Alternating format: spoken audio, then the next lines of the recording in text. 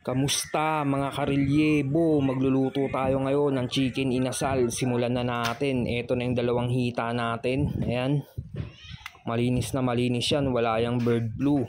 Iniwa lang natin para numuot yung mga pampalasa. Para kumapit talaga. Tapos ito na yung hybrid tanglad natin. Ihiwain lang natin yan. Ayan. Nahiwa na. Isasama natin sa manok yan ngayon. Ayan. Nilagay na natin. Tapos itong kalamansi, ayan, hinampas lang, nahiwa na, nagmagic pa talaga.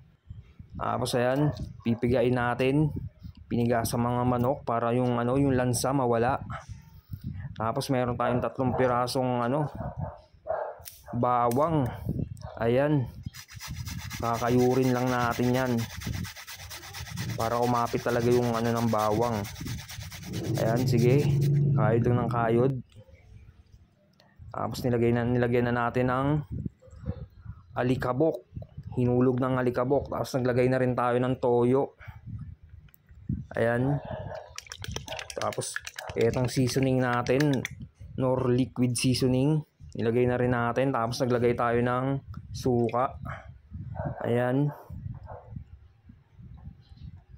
Tapos etong natin, chicken oil. Nilagay na rin natin. Tapos naglagay tayo ng asukal para bumalanse yung lasa. Tapos yan, naglagay tayo ng Sprite. Tapos yan na. Nakalimutan natin yung yung oyster sauce. Lalagay na rin natin. Ayan na. Tapos lalamasin na lang natin yan para numuot yung mga pampalasa. Kasi mamarinate natin muna yan ng mga ilang oras. Tapos dito na tayo sa java rice natin.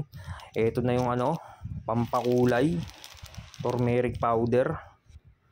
Tapos naglagay tayo ng star margarine. Ayan. Tapos magic sarap, pampalasa. Tapos naglagay na rin tayo ng asin. Tapos ito na yung natin, yung laba na nagbabaga. Kita nyo yun, lakas ng apoy, yung baga natin nagaling pa sa bulkang Mayon. Ayan, maapoy-apoy pa talaga, Dahan-dahan lang natin tong lulutuin para hindi agad masunog. As ng apoy, Tapos ayan, lagyan natin ng mantika, ng chicken oil. Tapos binaliktad na natin para hindi agad masunog. Balik-balik ta rin lang. Tapos chicken oil ulit. Ayan, maapoy-apoy pa talaga.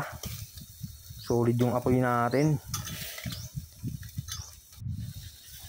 Tapos eto, binaliktad na naman natin. Medyo nasunog-sunog na rin yung yung mga balat. Tapos ayan, nakita mo yung apoy. Galit na galit. Tapos ang lakas ng usok. Ayan. Tapos tinanggal na natin. Luto na yung manok natin. Tapos silipin natin tong java rice natin.